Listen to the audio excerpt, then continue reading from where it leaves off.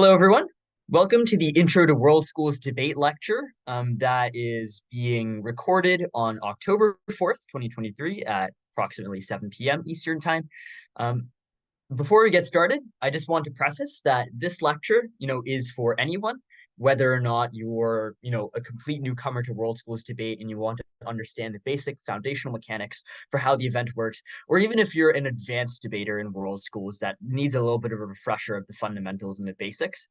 This lecture is meant for everyone, and I highly encourage you to do everything you can to really make sure that the foundation of your understanding is down pat.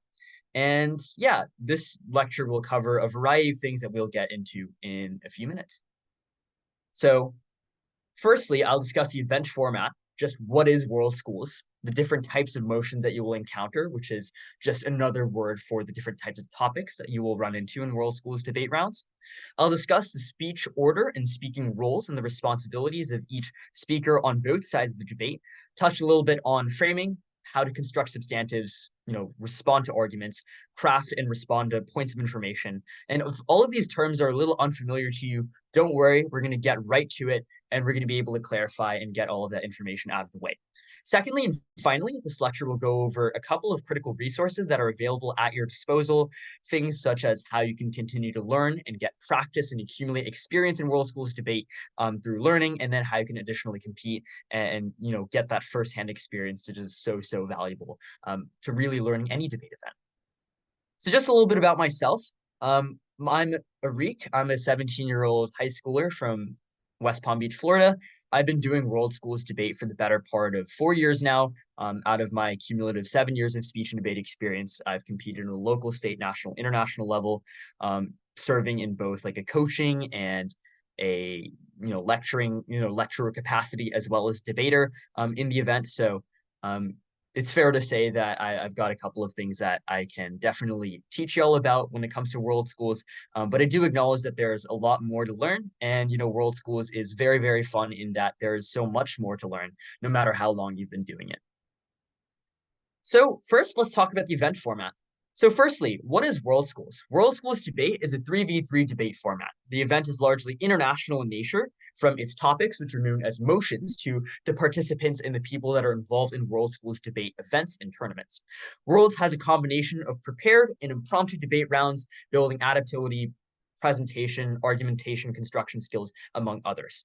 And really, my favorite part about World Schools is just how varied up the topics and the motions are when it comes to every round by round compared to other debate events, especially American debate events that cycle through the same types of topics or has like a set resolution per month or every 2 months. World Schools debate really encourages and fosters a spontaneity that I think is very essential to making debate fun, and it also encourages people to think worldly in ways that aren't just constrained to the United States or to a particular country, but because it is so internationally expansive in nature, that's really my favorite part of it. So here's an example of a motion. This House believes that the universal basic income is essential to combating poverty. Now, if this is a little bit confusing to you in terms of the wording, don't worry, we'll break it down and we'll go over why exactly it's worded this way and how exactly you go about breaking down this type of motion and really analyzing it in order to construct a case and, prosper in World Schools. So there are three different types of motions. When we think about three different types of motion categories, they will usually fall under one of three questions, and sometimes they can intersect with another. So the first motion type is a fact type motion. So essentially, this is asking the question, is a motion asking for the truth behind a statement? You either support that and you say, yes, this is indeed true, or you oppose it and you say, this is not the case. So that is proposition on one end and then opposition on the other. A few motion examples are, this House believes that extremism is a catalyst for change, and this House believes that the embracing of identity politics is necessary for social change.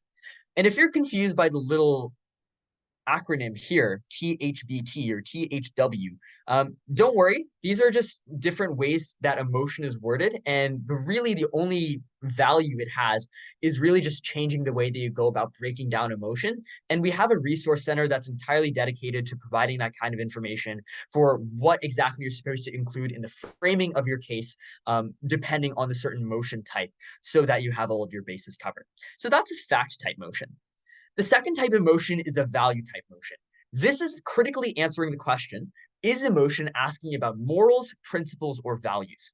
For example, this house would see a land to indigenous people, or this house believes that the criminal justice system ought to focus on rehabilitation over retribution. Crucially, both of these questions, or both of these motions, are really, really engaging or interacting with the questions about whether or not, for example, indigenous people have are deserving of reparations for all of the historical injustices that have occurred to them for centuries, or whether or not the criminal justice system has, veered too far off course, and whether or not retribution has been more harmful than rehabilitation, or vice versa. That is why it's a value type motion, and that is another equally important consideration for motion types. Thirdly, policy type motions. Is a motion discussing or enacting a certain policy or action? For example, this house would choose a job they are passionate about over one that brings financial stability, or areas of high crime, this house would allow judges to exceed normal sentencing limits. When it comes to motion wordings, there are different types of motion wordings, as I had alluded to in the previous slide. So all motions begin with the same two words, this house. That means unless it's otherwise specified with the inclusion of a particular actor in the motion, this house is always a world government, meaning that you are not the United States Congress, you are not the UK Parliament, you are not the Canadian Parliament, you are not constrained to being a particular parliament or legislative body or government of a specific country. You are acting as though you are a world government with autonomy and with fiat or ability to act on worldly issues. There's no jurisdiction type problems unless there is a specific actor that is specified in the motion.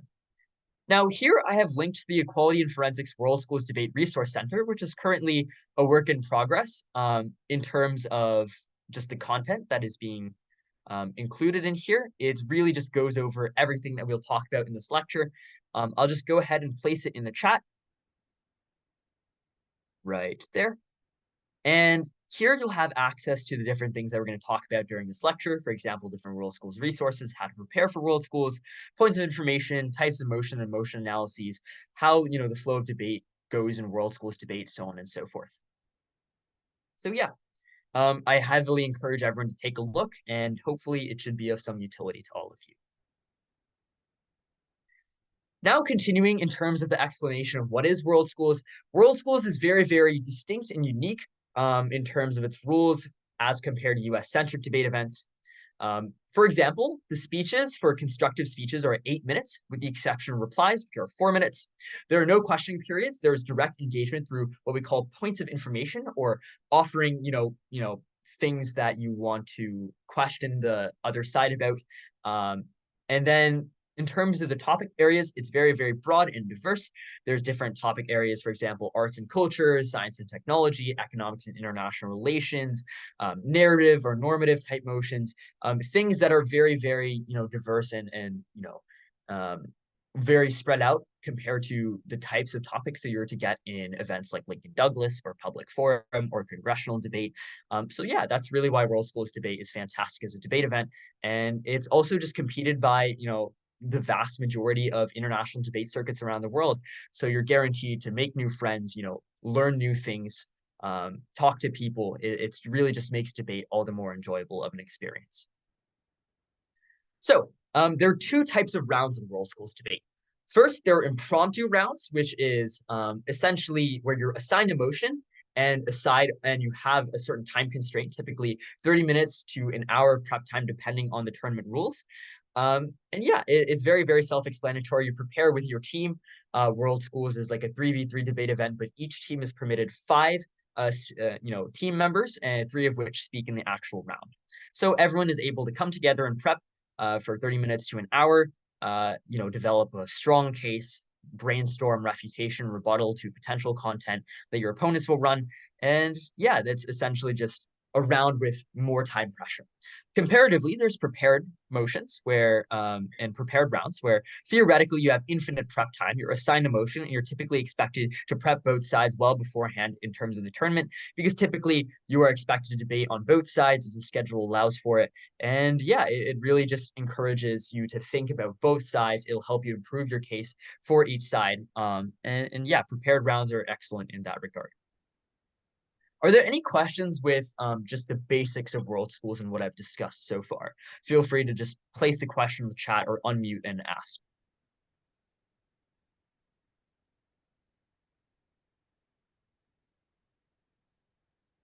Okay. I Assuming have a that there. Oh yeah. sorry. Go for it. How often, like let's say for a season, how often does the topic change?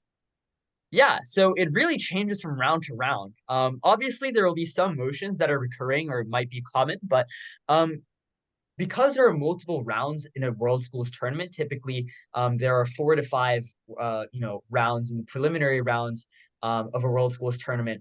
You really get a wide variety of different types of motions. So, it's almost guaranteed that you won't get like one or two motions of like the same category, right?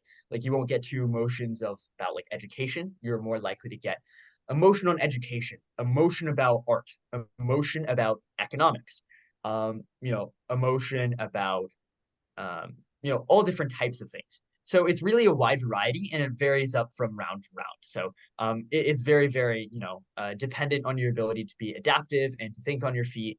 Um, and yeah, that's just in terms of the frequency of different types of motions. Great Oh, question. Mhm. Yeah, any other questions? Okay, if not, I'm just going to continue moving forward. Feel free to place any question in the chat, and I'll be more than happy to answer them when I have a moment. So now that you've kind of discussed the basics or the fundamentals of world schools debate in terms of what it is, now let's talk about how it concretely works. So there are 8 speeches total in a world schools debate round. So there's on one side the proposition. So proposition is tasked with supporting or justifying a motion or defending it, and the opposition very intuitively opposes it.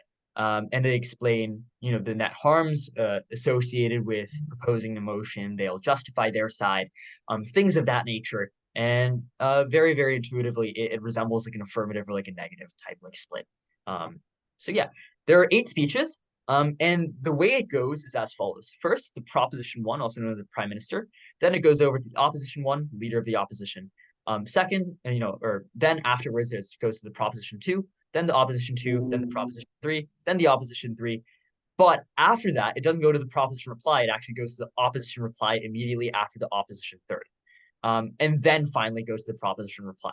The reason why that's the case is because they don't want to give a skewed advantage to opposition, which will presumably have more time to prepare responses to the proposition first, and then also that the opposition would have the last say if the opposition reply spoke last. So that's why there's this little thing called the opposition block, which is just the consecutive opposition third and opposition reply speeches in one, so that the proposition reply has the last say. In terms of just the specific speech by speech breakdown, first speech from the proposition is known as the proposition one. Some people refer to it as a prime minister. You can call it whatever floats your boat. Usually the speaker who delivers the first proposition speech is called the prime minister, or just like the P1.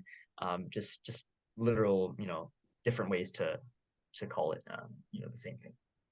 So, proposition intuitively supports emotion, and their case position must explain why. There are 3 parts to a proposition one speech. First is framing, which is explaining how the proposition side interprets emotion. They may provide crucial definitions or make observations about the burdens that each side has in the debate. We'll talk a little bit more about framing after this. And then after that, they usually deliver or forward the first 2 substantive arguments.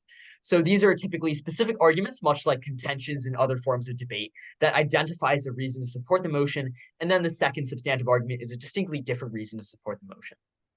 On framing, here is an inexhaustive, not exhaustive, here's an inexhaustive set of components of framework, and the use cases depend on the different motion type. Remember that the different motion types are listed in the Equality and Forensics WSD resource center that I linked in the chat, and it'll also be available in the YouTube description. And yeah, here are a few examples of the different types of components of framework that you might incorporate in the framing of your case as a proposition first speaker or as a proposition team. Yeah, first is definitions and characterization. So you establish strategic definitions that are fair but are not stale. That is, you basically provide context for what the debate is about in a way that favors your side, but is also very, very reasonable as a definition to make. That is, it's not abusive or it is not unfair to make as a definition. Another component is burden. So it's just a mechanism for weighing who wins the round. You just very explicitly say, this is what the proposition will prove in this round, and this is how we're going to win this debate. Here's what the opposition needs to prove in order to win this debate. It's just a very, very explicit way of saying who wins the debate. It's very similar to like a roll of the ballot in, for example, like public forum debate or Lincoln Douglas debate. Another component is observation. So it's just used to point out something to the panel or the judges about what the debate should include, what it's about, what it isn't about. That way you can kind of really narrow down the parameters of the debate and really, make sure you get to the heart of the motion as soon as possible. Fourthly, there's like a stance. So it really establishes the boundaries of what your side of the house does and does not support. And really, it's a great area to incorporate or include like a lot of like rhetorical power.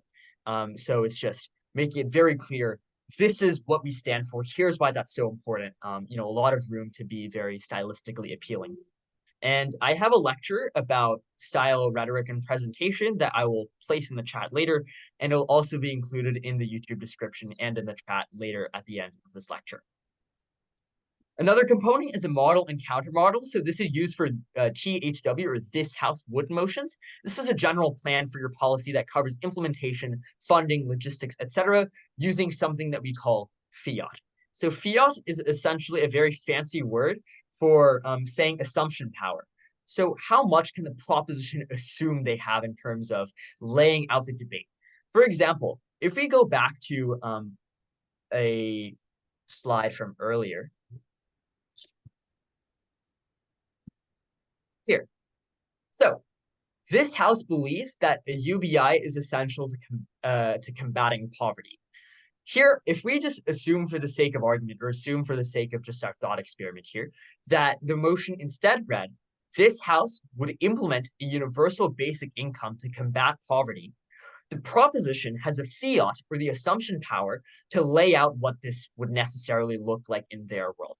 For example, their model would be, or could be something along the lines of, we as a proposition support a $1,000 a month UBI policy for every adult at or above the age of 18.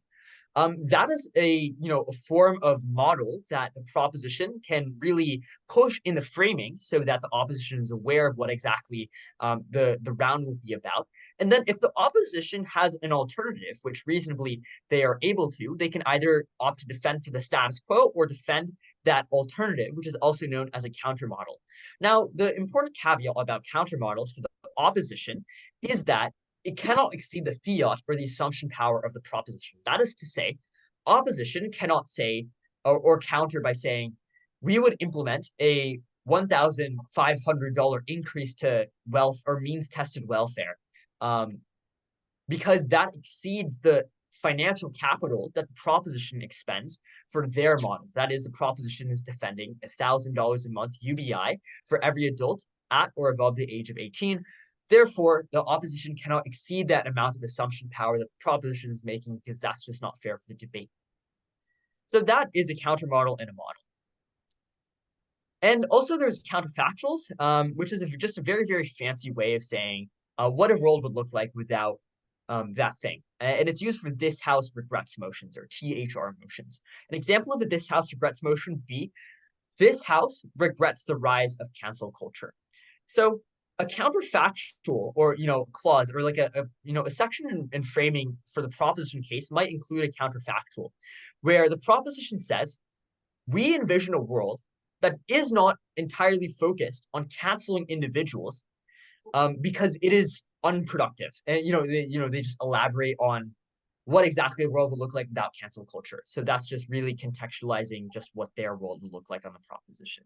And then intuitively on the opposition for this House regrets motions, the opposition would just defend the status quo. Any questions with just these components of framework so far?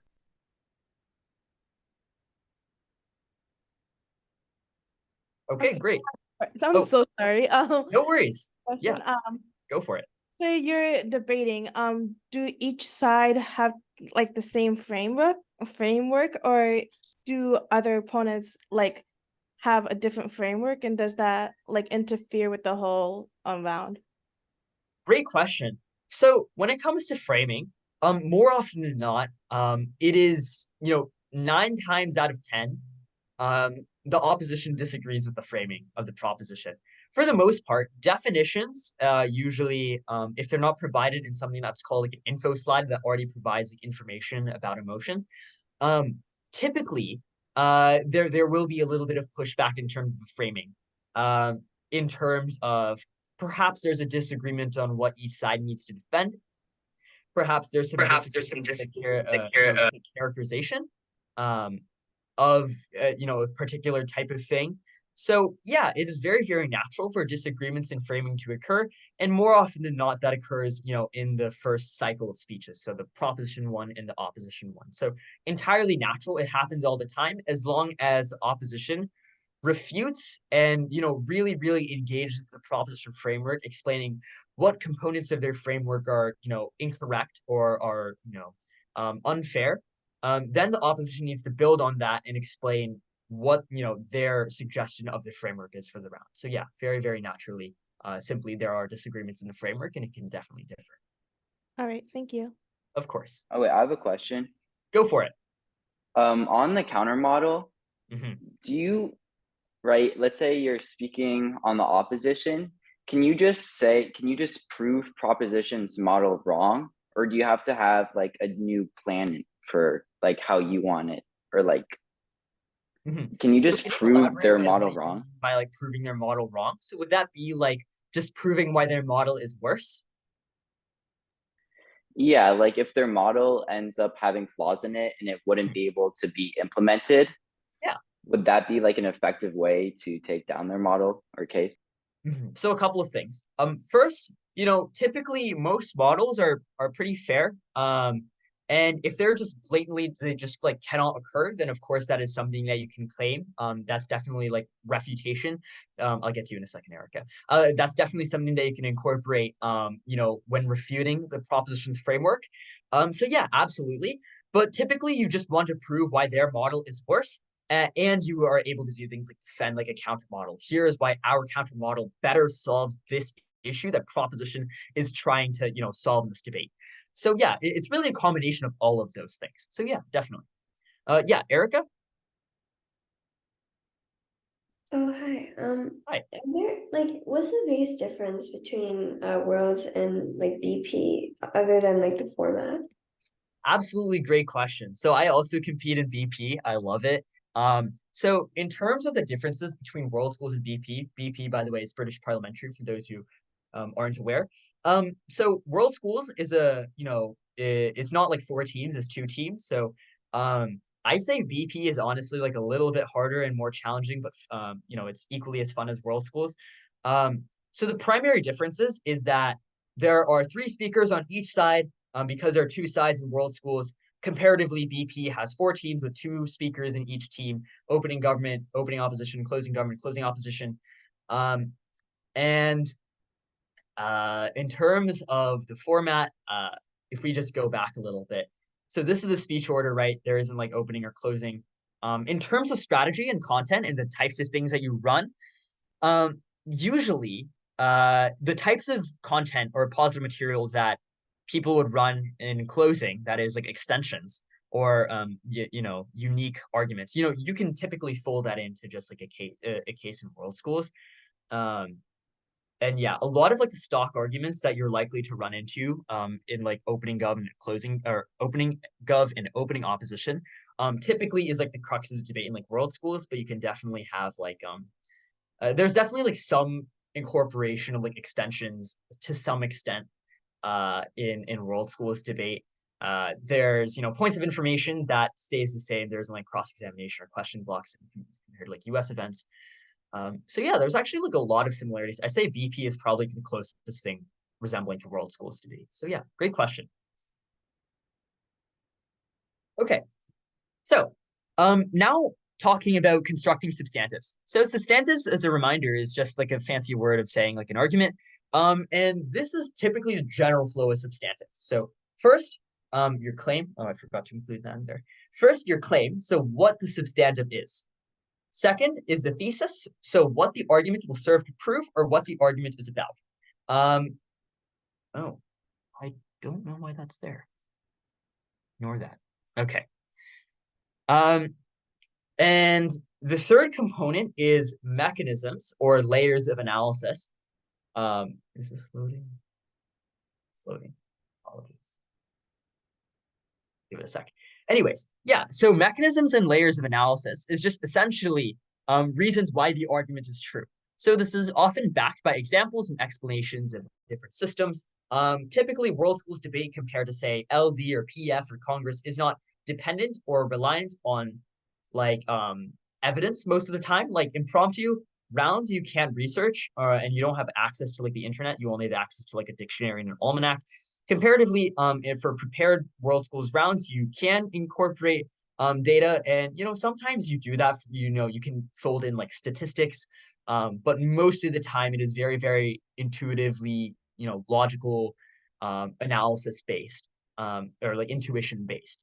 So yeah, that's how you go about mechanisms and layers of analysis. You can analyze different stakeholders as each layer of analysis or each mechanism. And we'll get into specific examples of what this looks like in a bit. And fourthly and finally, you usually have like an impact. So just why the argument matters and who and what it affects and why that's so important overall.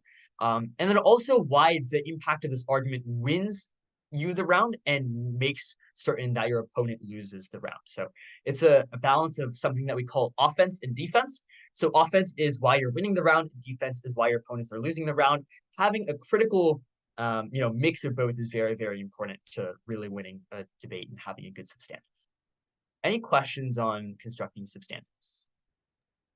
For the opposition, do they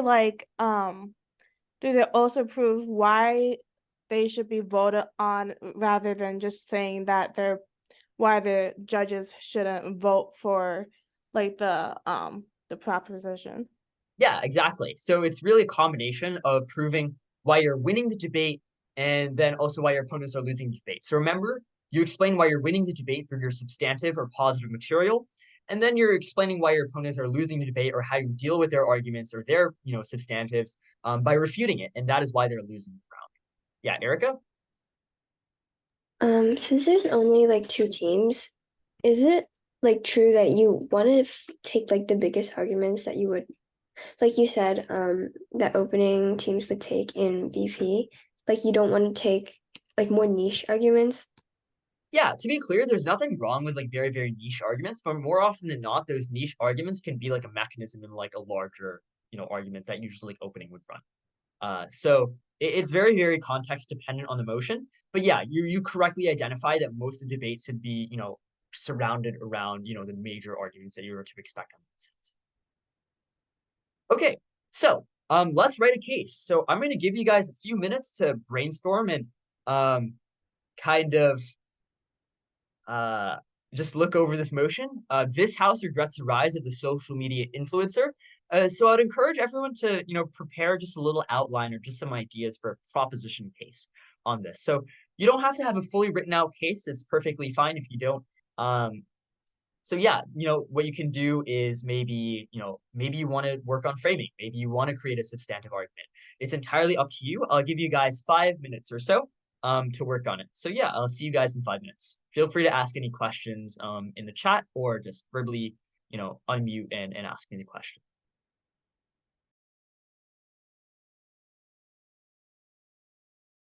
Let's reconvene at 7:40 Eastern time.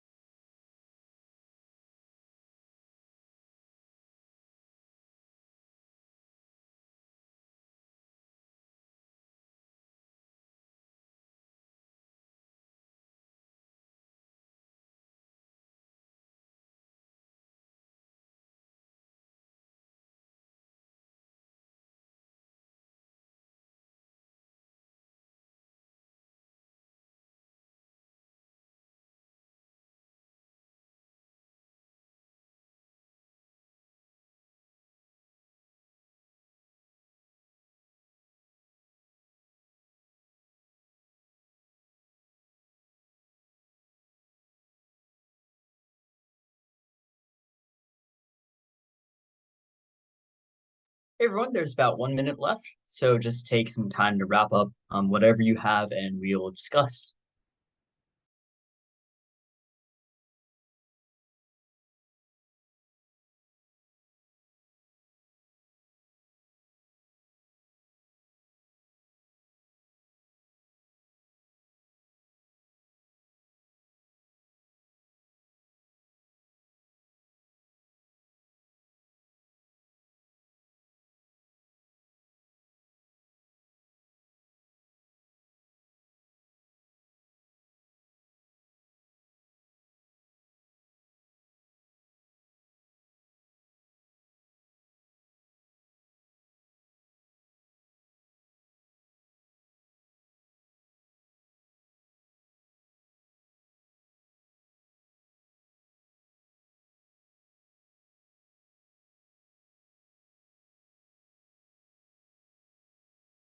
Okay, the time is 7:40. Does anyone want to volunteer their ideas for let's start on framing? Just based on the things that we talked about from earlier. Feel free to just raise your hand or unmute or use the chat or whatever you'd like.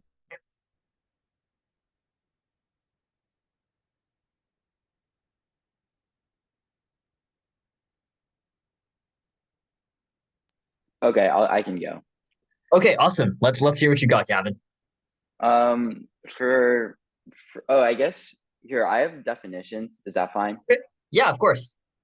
So I thought you'd have to define regret, which I was a little confused on how to do, but I just said right now we prefer a world where we wouldn't where we'd wish not to have influencers, I guess you could say. And then also influencer, which I said is like someone who has substantial following, but most importantly has the ability to influence their followers. Yeah, and those were like the two definitions I had. Awesome stuff. Yeah. Yeah, so I think you have excellent characterization of, just what is a social media influencer, just touching on that question. What impact do social media influencers have on their consumer base? What would be excellent here is if you could provide some examples for, a social media influencer that might have, an impact on, their viewers or their followers. And it's essentially their consumer base, right? So impact on followers. And maybe if you're regretting this motion, let's make this a little bit more, strategic or like offensive in terms of framing. So maybe if, let's say, yes, they do in fact have like an influence on their followers, right? But that's a little bit implied in social media influencer. Let's say that these social media influencers have the tendency to prioritize their profit and therefore have worse incentives, and negatively impact, their followers in that regard. So then you could provide some examples for, why profit, negative / harmful ulterior motives subjects followers to harm. And then you explain what that kind of harm looks like. Why is it that you're regretting the motion? Now, does anyone remember what type of, framework component you would use for a this house regrets motion in specific? Ashwin. The counterfactual, because we're Good. talking about like the rise or yeah. Exactly. So what does it mean to regret the rise of a social media influencer? Here you would explain what the world would look like if they weren't on the rise, right? Here you would be like, we would see less, impact or less like negative harm in like whatever way possible on like these followers. You'd be like very, very concrete and specific in terms of, what the world would look like without the rise of social media influencers and therefore why that is a good thing. Mm-hmm. Anything else? Oh, Justin. Okay, let's read this. I'm gonna read this out loud. kind of same-ish, but influencers can often give bad advice, opinions can be flat out wrong, and since they have so many followers, people often simply assume they're correct before thinking, i.e. influencer tells people to vote for some specific person because they do it, they think, people think that they're right. Exactly. And this is an excellent offensive or strategic characterization. So exactly, yeah. Really, you're just expanding on, what the other two said, but this is excellent contribution. So yeah, this is why they, have the tendency to have perverse incentives for like profit, and they have the tendency to have like very negative impacts. For example, like, say like Logan Paul, like pushing like, a certain cryptocurrency that was ultimately like a pump and dump scheme, right? So, or like someone, taking a certain action or like a certain product and like endorsing it, even though it might have negative effects. So people often place an incredible amount of trust on influencers, because they have such a high level of status or prestige. Exactly. I'm going to copy and paste this and put it word for word because this is excellent stuff, Justin. Good job. I have a question. Yeah, go for it. All right, so when we're like debating this, Mhm. because this whole resolution sounds like really broad. So Mhm. does the judges base off their vote off of like the entirety of the resolution, or the way the resolution gets debated to the point there's like a it gets narrowed. For example, I looked up some I misread the resolution. So instead I wrote down some things on why the rise of social media influencers are bad for businesses, like for brands. And Mhm. so do they ever like narrow it down to a specific focal point where it like specifically harms a certain thing? And this is Mhm. that easier to vote on, or do they just vote on the entirety of the resolution? That's a great question. So you're of course very welcome to introduce different stakeholders in the debate through like your substantive arguments. So yeah, if you can like prove that social media influencers have a negative impact on businesses as a whole, and not just individuals, you can of course do that. But ultimately, really where the debate settles, or where the judges, really make like that crucial determination, or is really able to get like a bird's eye view of the round, is in the third speeches. So they're able to really get an understanding for what has this debate boiled down to, what do both sides think the clashes are, and we'll get into what that is, in a bit. um so yeah, they'll definitely like vote on the round as a whole, just taken together, how material has progressed throughout the round. And for example, like if you're extending or like cascading like material, or your substantives down the bench and proving why your substantive arguments deal with your opponents and why you've refuted your opponent's claims, what the debate is primarily about is usually like two or three major issues. Proving why you're winning on those issues. So it's definitely like the debate as a whole. But of course, you're welcome to, as long as it's part of like the constructive speeches, definitely like I would encourage, those types of arguments that you were suggesting, to be made, for example, as like an impact in like the first or like a second substantive. So yeah, it's definitely like as a whole, but the judges will look at the round as a whole and just see how the round has developed to the end. Great All right, question. Of course. So Evan puts in the chat, influencers are beholden to sponsorships or their own products. This looks like nutritionalists or fitness influencers spreading information bias towards purchasing products that they sell, or have a partnership with rather than the right product or no product. This leads to information because no accountability mechanism unless they're exposed, etc. Great. Yeah, that this is also once again a fantastic characterization. So it is very true that it is very difficult to hold these individuals accountable, um because a lot of people will buy these products, so they'll listen to what these influencers say, because we as a society really regard what these influencers say and do, to a high degree, even if like a smaller amount of people are deterred, or something along those lines. Great characterization. I'm gonna put this in the slide as well. So, um,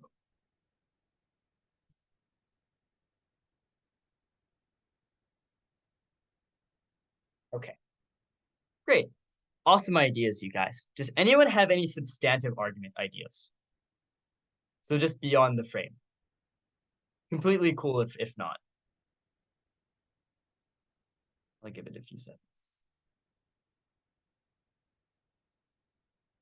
Okay, all good. Here, let me finish.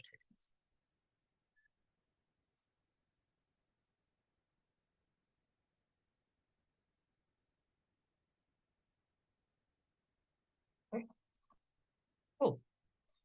So now I suggest I say it's time to examine a case. So this was written by Ollie Braden. They're a USA debate team member from the 2022-2023 school year. Excellent debater. And they they were working on this Intro to World Schools Debate Resource Center alongside me and a few others. And here's an example of a case using this motion. So I'm going to put this in the chat. Feel free to compare what ideas you had in terms of framing, the substantive arguments. With this is a very well written out outline of the case, very comprehensive.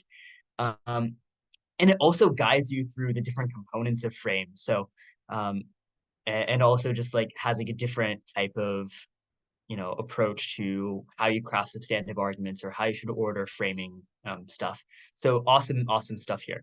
Let's go through framing, considering that we talked about this, and then we'll briefly touch on substantives before moving on to discussing like the rest of the speech order for world schools. So for framing, the narrative, you typically want to have a narrative in the case, right? This is like a more rhetorical, stylistic component of world schools debate that has like 40% weightage when determining like a debate, who wins a debate round in worlds. So who are the stakeholders in the debate? Introducing a narrative and framing can take the form of an introduction about a specific person or group of people you think are likely to lie at the heart of the motion. This puts a face on the debate and allows you to establish from the get-go who you're advocating for. Here's an excellent example of that. Then there's like things like stances, so what exactly you're supporting in the debate versus things that you don't have to support. Burdens, clear weighing mechanisms for how each side of the debate wins the round and what they need to do. Definitions, defining key terms, setting a clear comparative, contrasting your team's advocacy with your opponents, providing a model, and yeah, so now looking to like substantives more specifically. Here are two examples of distinct arguments as to why the proposition stance is correct. First, substantive on why influencer culture exacerbates power imbalances. 3 layers of analysis. Firstly, on why we think the most privileged people tend to be influencers. Here's like some more analysis as to why that's the case. Secondly, on why this further harms disadvantaged classes. Then there's some more analysis here. Thirdly, on why this is especially harmful on social media. And this is really like the impacting. Second substantive argument looks at the harms of parasociality. And here it's like talking a little bit about the differences of principled and practical arguments. We're going to get to this in a second. Feel free to preview whatever we're about to chat about right here. So everyone has the link. It's once again in the YouTube description and in the chat. So yeah, that's an example of a case outline for a motion like this on the proposition. Now, we just learned about, very briefly, we just saw principle and practical argument. At this point, you might be wondering what those things are. For my BP debaters in this call and for my BP debaters watching, you probably already know what this is.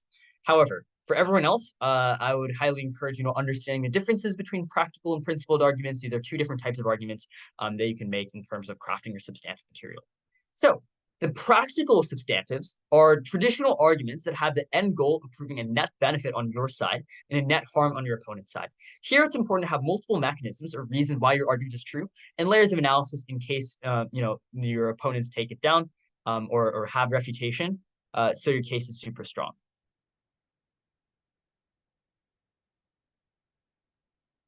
Yeah, that's really the practical. Really, when you think of an argument, you think of practical arguments. So it's just a very traditional type of arguments.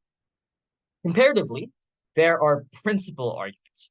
And notably, principled arguments are different in that they're very non-consequential. They're not hinged on a practical impact. So it's just the idea that you should believe this argument because it is based on unchangeable morals of society. This principled type of argumentation exists a priori to any other type of practical consideration or argument in the round. This is the most important, type, as long as you justify it well, this should be the most important type of argument that you make in your case. And they're very different, many different types of principles. So There are principles of reparations, of responsibility, just war, bodily autonomy, democracy, human dignity, different pillars of justice like retribution, rehabilitation, etc. And of course, this is a very inexhaustive list. There are plenty more principles. And yeah, so that's like what we really mean by principle. So just more on principles. The basic structure for a principle argument is fourfold. First, what the principle is. Second, drawing up an analogy or an intuition pump for how that principle exists in society. Third, why the analogy that you draw up for is analogous to this motion in particular. And fourthly, why is this principle argument important in the first place? So arguments that claim to be principled but are implicitly or covertly like contingent on practical outcomes are called hung principles. You want to avoid making this mistake because you want to make it very, very clear that this argument exists because it is something that we as a society value, and it doesn't matter about the net benefit or the net harm. As long as we are fulfilling this principle, that is why we are winning the debate on the principle ground. And note that sometimes the types of arguments that you make don't neatly fall into like each category of principle and practical. Sometimes you might have like a blend. You might have like a principled layer of analysis and practical claim, and that's perfectly cool. You just want to avoid making arguments under the the veil of being a principle when in reality it is not. And that's very, very important as a consideration when crafting principles. Yes, Bethany and Omar. Can you give an example of what a hung principle would look like for a specific motion? Yeah, sure. So I'm going to pull up a lecture really quickly, and I'm just going to screen share it with you guys because I think it's excellent. So I will show you guys, and I will share this at the end. But here is an excellent, kind of lecture on principles. So let's just really quickly, before we touch on what makes like a principle hung, let's look at an example of a good principle. So here's the fourfold kind of approach to crafting a principle. This lecture is from Lucia Arcecubas, who is an excellent World Schools and VP debater. And yeah, here's an example of a principled argument. So this is on the proposition, on the motion. This house believes that football clubs should be held responsible for the actions of their fans. Just a thumbs up if you guys can see the slideshow. Just want to make sure. Cool. So the principle here that is run on the proposition is the principle of responsibility. Obviously, this is very condensed. It is not fully written out. This is just an outline of a principled argument. But first, the right that you are defending is a principle of responsibility. It is the responsibility of football clubs to hold their, viewers or, fans that participate and view these games, that are spectators of the game, accountable and responsible for their actions. When in society do we hold people responsible? This is going to the analogy in the intuition pump section of the principle. First, when they were the cause of harm. For example, football clubs selling cheap alcohol, which causes brawls. Second, when they have failed in their jobs, clubs have a duty to keep people in their premises safe, which includes safety from abuse. And thirdly, we hold people responsible when they are benefiting from the negligence or like the harm that they render. For example, the Glasgow Rangers benefiting from their rivalry with the Celtics. Whichever you prefer. Fourthly, the fourth component of a principle argument is just why the principle and the argument in general is important. So justice should happen regardless of outcomes. We should put people in jail, not just because it stops crime, but also because it is fair. And yeah, it's really, this is just like a bare bones kind of, structure for a principled argument. Now, getting to Bethany and Omar's question about what makes a principle hung and what is an example of it. It really, really varies from motion to motion. But if we were to take like, for example,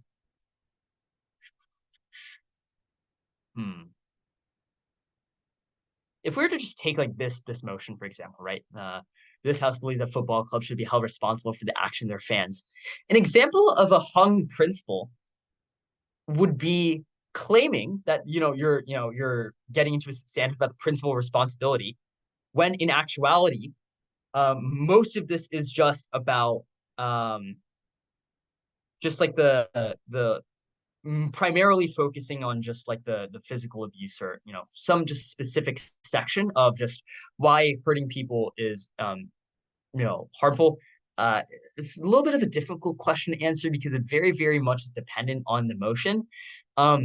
But usually hung principles, they usually have like a practical outcome. So notice that this argument, it doesn't really have like a practical outcome. It is non-consequentialist in nature. Now most types of hung arguments ultimately lead up to like a practical outcome. So yeah, hopefully that answered the question. I'm going to try to brainstorm and think of a good answer to that question. Yeah, it's very much dependent on the. Great question. Okay, so getting back into the slideshow. Loading.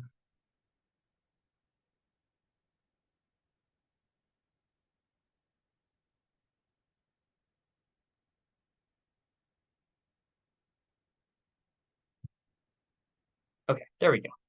So, yeah, that's just a little bit more detail on principles. Okay, quiz time. So here are your option choices. Correctly identify the principle to the motion. Just feel free to put in the chat. And this also came from the slideshow that I just presented and shared my screen for. Yeah.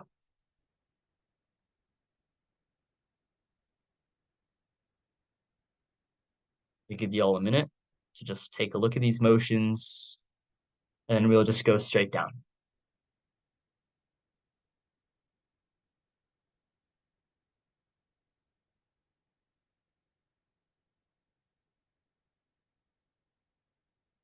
Okay, so let's start on the first motion. Or it's not a motion, really just like a topic, but generally, like if this was phrased like this house would create a black secessionary state in the United States of America, what type of principle would apply to this? Any ideas? Feel free to unmute or raise your hand or use the chat feature, whichever you'd like. Let's see. Garima, good guess. Choice. Can you explain why do you think it's choice?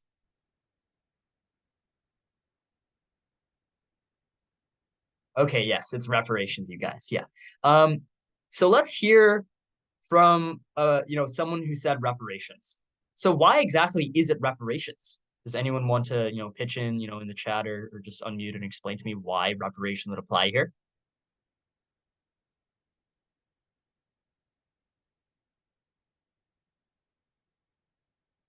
So Evan, Michael, Matthew. Oh, Bethany, go for it.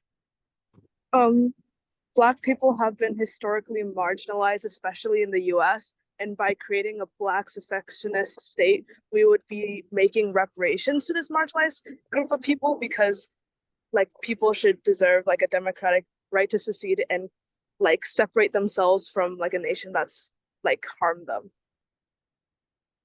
Absolutely. Yeah, great explanation. You're absolutely correct. Yes, so it is in fact reparations. So, yeah, so the reason as to why exactly it's not choice is because it is just more specifically, geared around the fact that, Black people have been marginalized in the United States historically, time and time again. And therefore, it is principally justified to grant reparations to oppressed individuals, to, create a secessionary state. So I do think that there's a little bit of room for, maybe like a choice argument that, maybe you opt into joining the secessionist state. But generally, the creation or the formation of a Black secessionary state would generally be one that regards the principle of reparations. Awesome. Okay, we're going to move a little bit more faster here.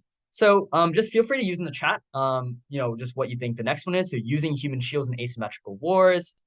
The option choices, just war. Oh, a lot of human dignity. Ooh. Okay, I want to hear from someone who thinks it's human dignity and why it is. Getting some good disagreement. So the answer is just war. Ashwin correctly identifies this. But yeah, does anyone want to explain why they think it's human dignity? Because it can absolutely be true that there are multiple principles.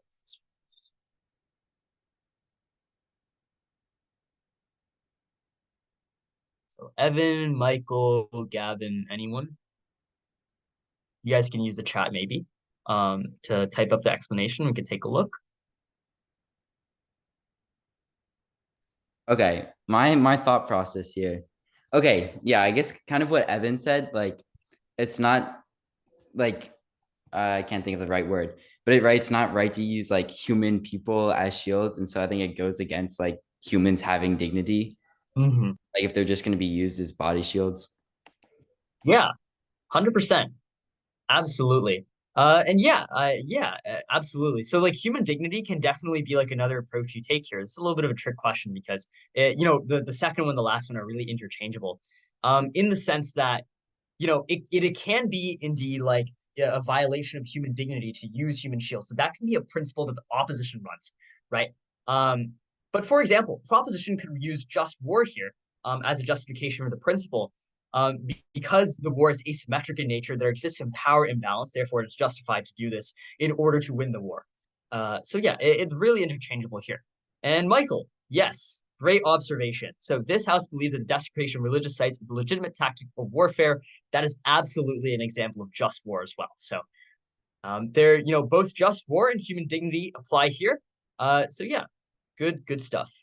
Third, making CEOs legally liable for things their company does. So this is very general. This isn't like an actual motion. Once again, responsibility. Cool.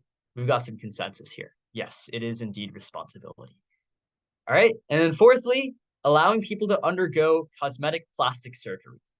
Choice. Yes, exactly. Good stuff. All right. Now that we've spent like a lot of time talking about framing and substantives and principles and practicals, now we're just gonna finish up the speech orders for the rest of the debate, because from here on out it is pretty similar, but with just like a few tweaks and adjustments. So, opposition 1, leader of the opposition. Opposition takes a defined stance against a motion, and their position must explain why. There are typically 4 parts of an opposition 1 or O1 or leader of the opposition speech. First, there's framing. So it explains how opposition interprets a motion if it's different from the proposition. They may define terms that proposition has defined abusively or make observations about the burdens each side has to debate, or they can usually like counter with like their own set of like strategic pieces of framing, and it's typically shorter than like proposition framing. So yeah, here's really where like the pushback happens with the proposition framing, and more often than not, 9 times out of 10 it happens. Second component is refutation. Typically, there's 2 to 3 minutes of responses to the proposition case. And then there's the first 2 substantives, just specific arguments, much like a contention that identifies a reason to stand against the motion, and then a distinctly different reason to do so for the second substantive. Let's talk about refutation really, really briefly. So when we talk about refutation, it is very similar to how you would brainstorm for other debate events. So firstly, why the argument is factually untrue. Second, why their argument cuts back against them, or how you can flip the argument such that there is like a reverse impact. For example, you could like identify case tension in terms of like characterizations. You can identify, how there can be like an adverse impact, that kind of thing. Thirdly, there's mitigation. So you're just explaining, here's why the characterization that underpin their argument aren't as accurate as they are and how this hurts their case. And then fourthly and finally, there's outweighing. So this is very, it's just very, very clearly just explaining why your arguments are more important than theirs. Even if the argument is true, here's why you still take down their claim and why we're winning the debate. Implementing all 4 of these types of refutation is key, because as the round progresses, so does the need for engagement with the other side. And additionally, so does the need for something that we call charitability. That is, you want to be as charitable as possible to your opponents while still being able to refute and take down their case. Because it proves that even if you grant them all of their offense and all of their material, here's why your side is still coming out on top. Here's how they haven't dealt with our claims, how we've responded to their refutation, and how our claims and substantive material still remain very, very solid. Any question on refutation? Are we supposed to do all 4 refutations at the same time, or like individually? So you definitely don't have to do all 4 at the same time. These are just different suggestions for how you go about brainstorming refutation. Yeah, so it's definitely completely up to you. And typically what you do is, especially for like second and third speakers, typically a lot of this refutation is integrated throughout each of like the substantives or like clashes. So it also where like these bits of refutation are incorporated can definitely vary. And yeah, that's perfectly cool as well. So it's really up to you. But yeah, you typically just throughout your side, you want to incorporate all 4 of these at some point because it's just super, super solid. And it's just like the logical, intuitive progression of how you deal with arguments. First, if it's just flat out false, you just refute that and you say that and explain why that is. You explain then, the reversal, then the mitigation, why their argument isn't, characteristically isn't as true as they claim, and why that hurts the case, and then you outweigh. So yeah, great question. Proposition second is deputy prime minister. So typically, this can be structured in a few ways, but for the sake of simplicity, I just decided to place like the refute, rebuild, introduce type of structure. So first refute, the competing framing for opposition first, respond to opposition's first 2 pieces of substantive material.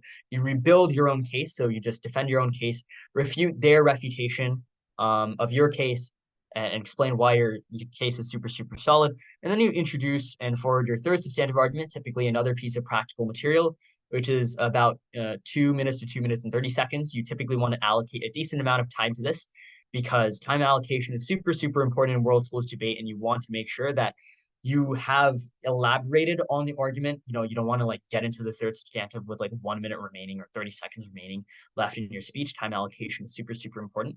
And yeah, that way your opponents must engage with the third substantive.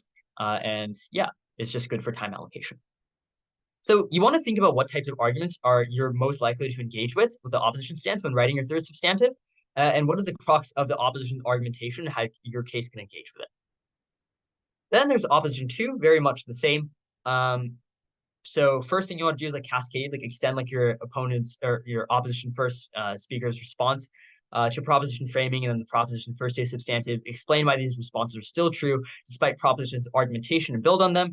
And then it's the refute, rebuild, introduce type of structure that I had mentioned in the last slide.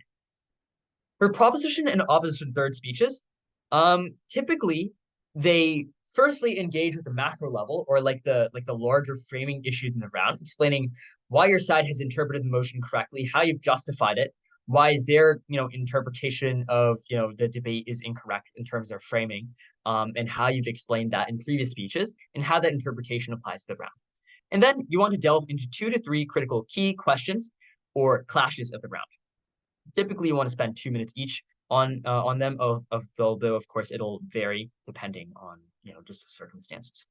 So these questions or clashes are going to be about the arguments that have become the most important throughout the course of the round, identify why your side is winning each key area of the debate, provide comparative weighing, explain why even if certain things are true on the other side, your issues are more important, and the general flow that you want to have for in terms of substructure for each clash is what your firstly what the clash is, then what your opponents claimed or what their arguments were under each clash, how you dealt with it with your responses and your positive material, how you dealt with their refutation and their material, and then you want to weigh and impact out just what is the impact of winning this clash and how does it implicate into winning the debate.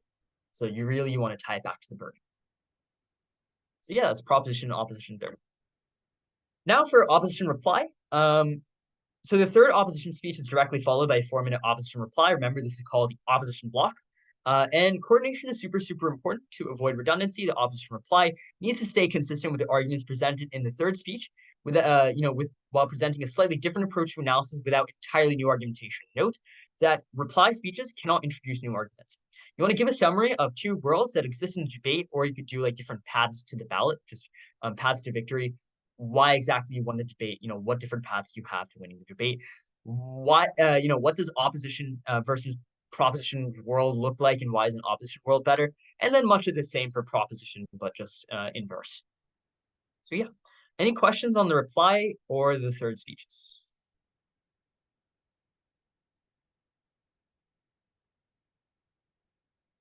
All right, cool. If none, just feel free to place in the chat. We're just going to continue moving on.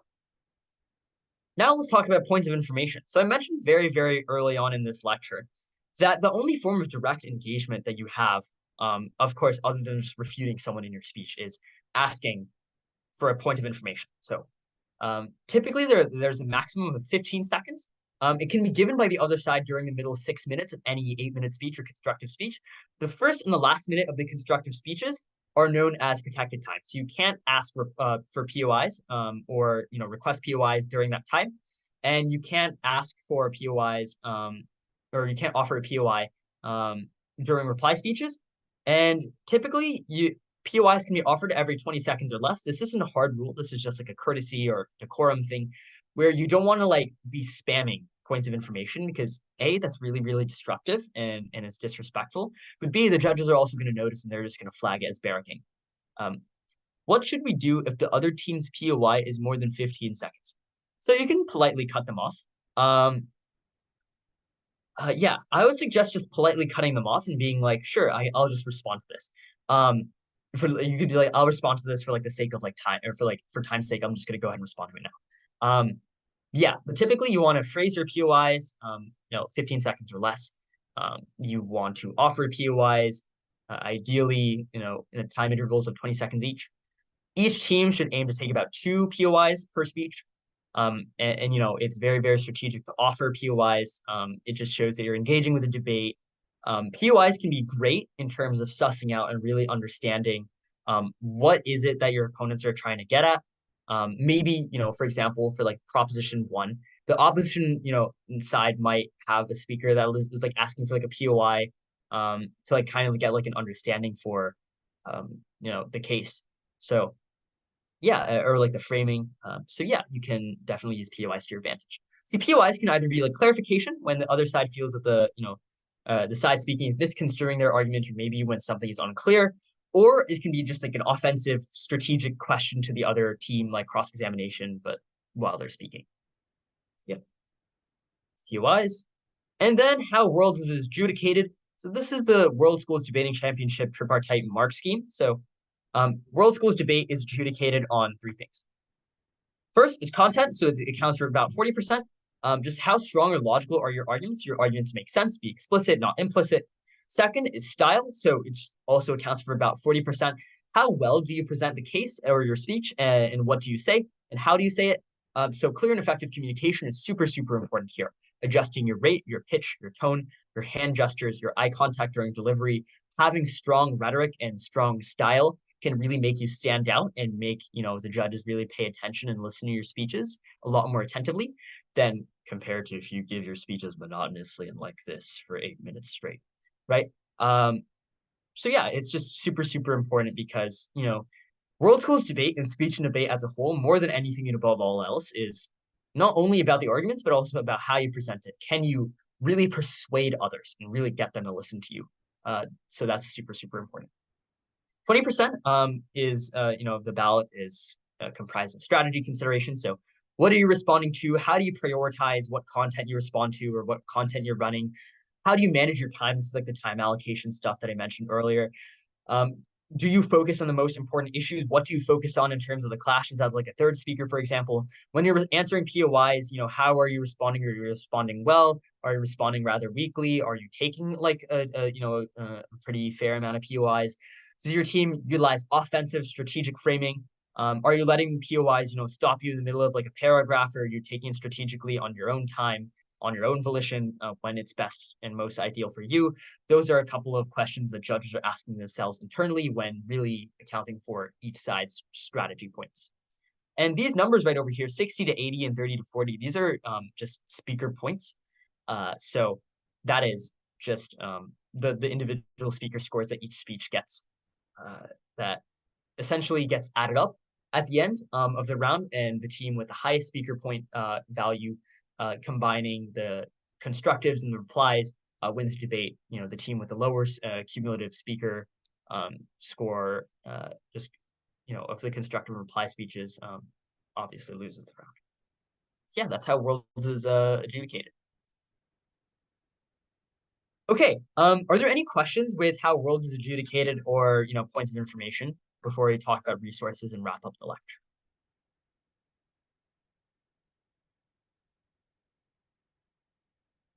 Okay, if not, we, once again, feel free to use the chat or just raise your hand. I'll be able to see it. And yeah. Okay, so in terms of resources, Where can you learn and further practice World Schools debate?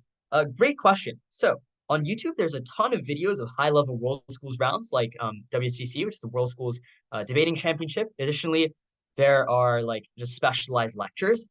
For example, like this principal lecture that I referred to earlier. This is part of a YouTube video. There are just a ton of other excellent lectures about, how you go about, certain speeches very, very well.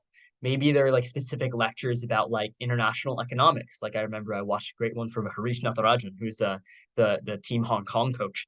There's like an excellent one from, about like charity extension principles in fiat, which is, from Jason Xiao, who is former Team Canada coach and also happens to be a Team Hong Kong coach.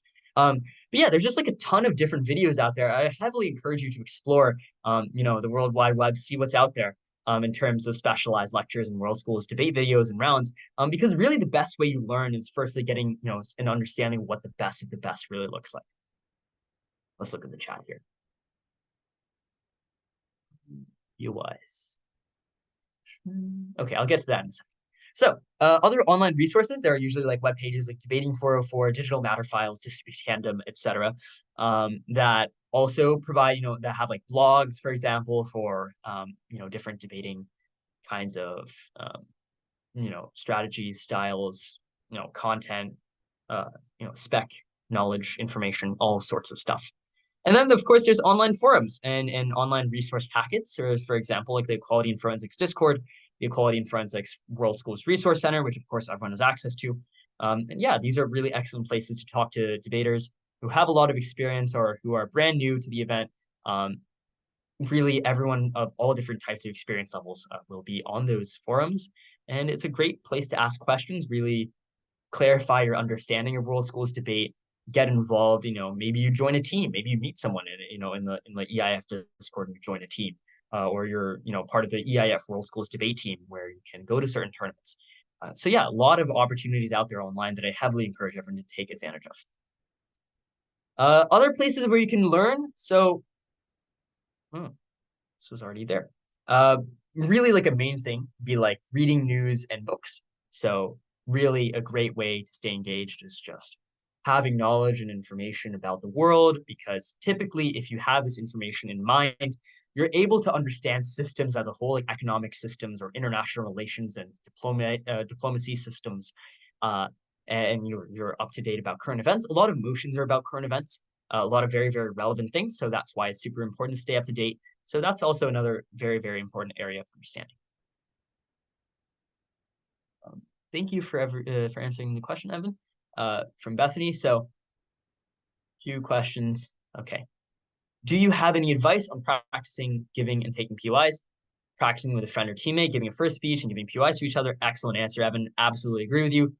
Also watch videos of speeches and practice thinking of POIs on the spot. Excellent. Yes, absolutely. And then another just great way to practice, just, throwing yourself in a round or like a practice round, whether it's at like a tournament or just like informal setting. So that's a great opportunity there.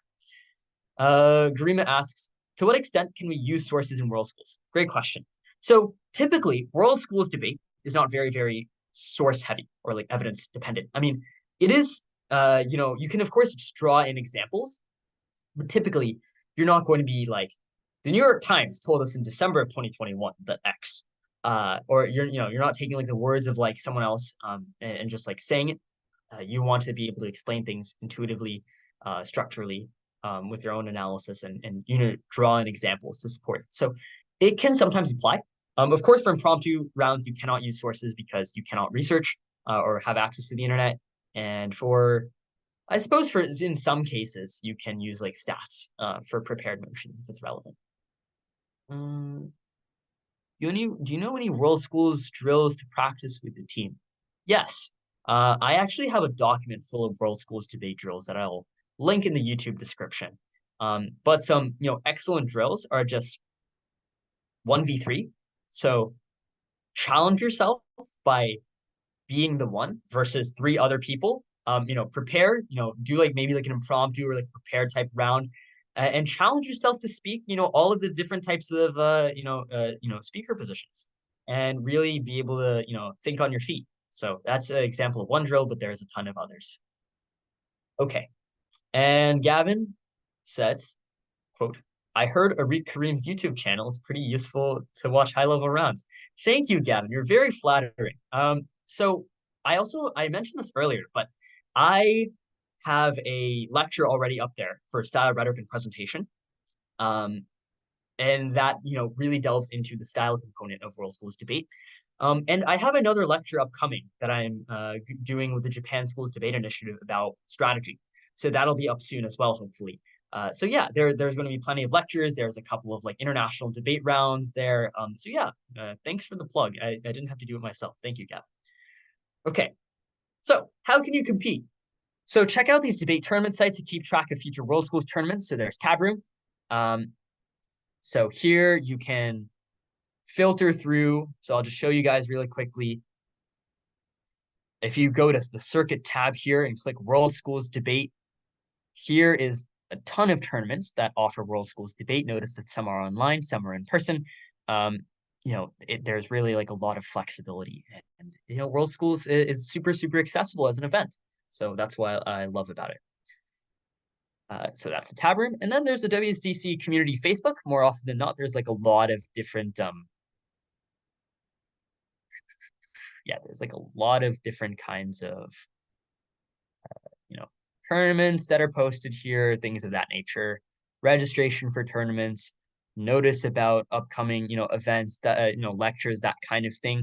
So yeah, the WSDC community Facebook is also another excellent forum. Evan says, NSDA also offers Springboard online tournaments with Worlds as an option. Yes, I did Springboard tournaments last year. It was absolutely fantastic. Garima, great question. I'm going to link you in a second to the Equality and Forensics Discord. But yes, Springboard online tournaments are awesome. They actually recently started running, and they're completely free. So that's what I love about it, and it's super, super accessible. Okay, Garima's question. How can we join the Discord for Equality and Forensics? Wow, what a great segue into this, final page here. So I'm just going to go ahead and copy the link to the server invitation right here. And I will place this in the chat. Feel free to join up. And then here's so here is a few of our other resources. So we have our Instagram with useful updates, new opportunities, weekly blog, our website with free resources, coaching, weekly blog, our Discord with active community, friends, useful advice, that kind of thing.